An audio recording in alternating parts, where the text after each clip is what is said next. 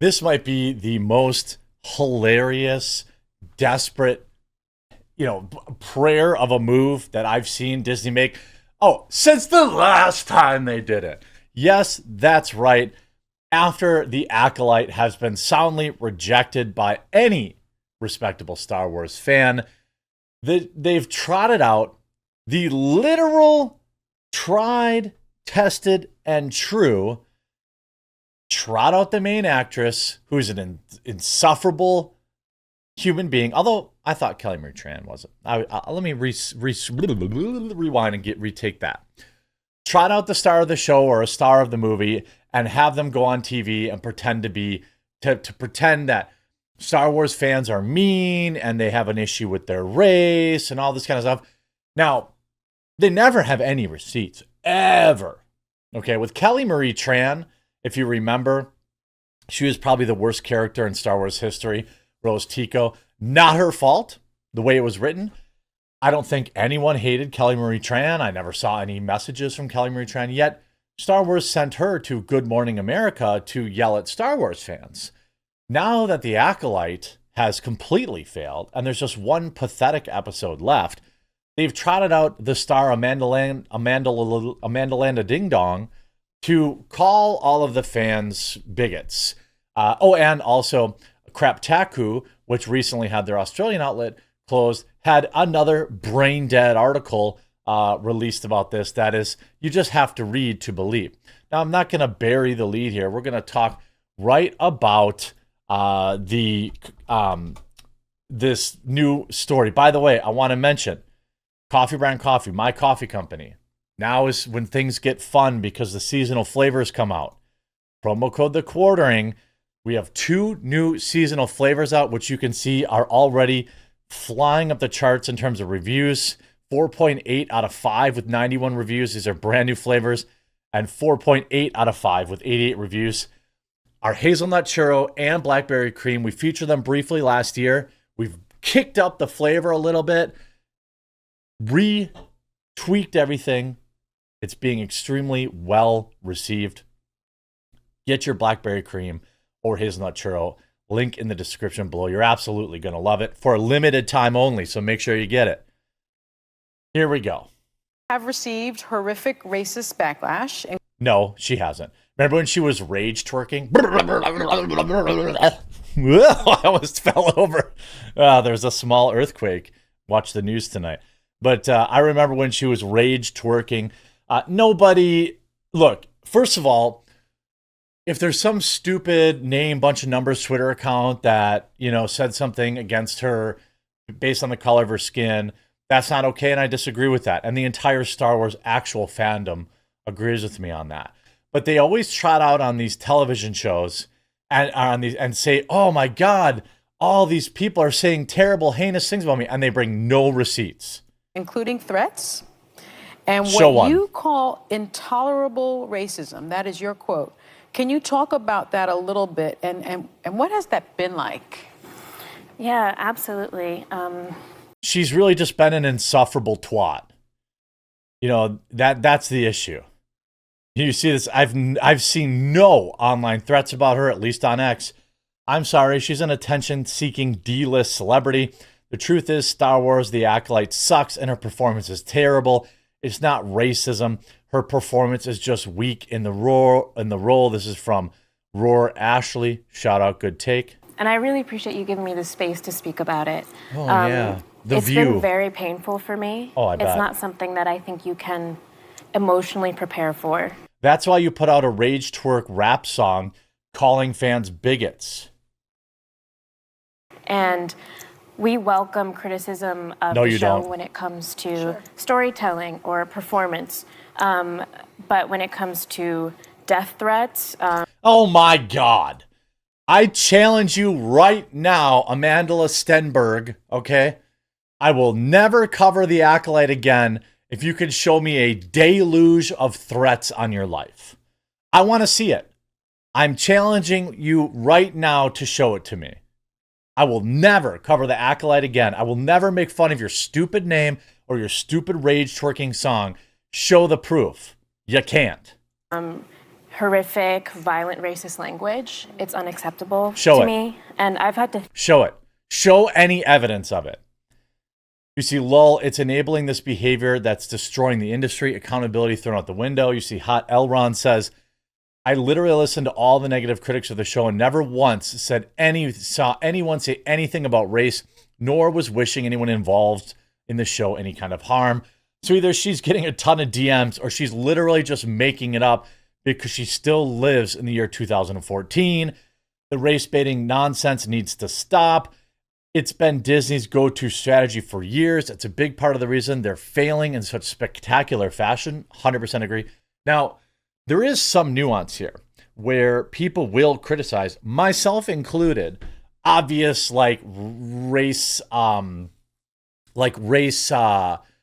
swapping or pandering to having an entire cast and crew of people be strong, independent women who don't need no man. And real diversity is when everyone's the same color. It just so happens to be black.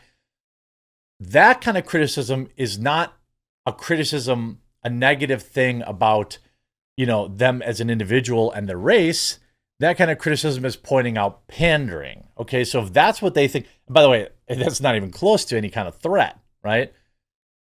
The only thing painful is the writing and direction. Also heard the quote, they don't like it because racism excuse to literally everything. Let's not forget her quote, I'm oppressed wannabe rage twerking music video. I agree. There were no threats. She's just a bad actress. I'm going through all of these. I've been covering this for weeks. Where's the evidence? I don't see anybody saying anything heinous about, anything that goes too far. By the way, Kotaku, written by Alyssa Mercanti, I think that's how it's pronounced. I've only really heard people say her last name, but she is desperately trying to be the next Anita Sarkeesian, but the world has moved on. And nobody really gives a dang about her other than when she challenges YouTubers to fight and then when they accept, backs out. But anyway, you see this as the individual. Here's the author. The moment a straight white man feels like the world isn't about him for a few minutes, he starts braying about taking back a space.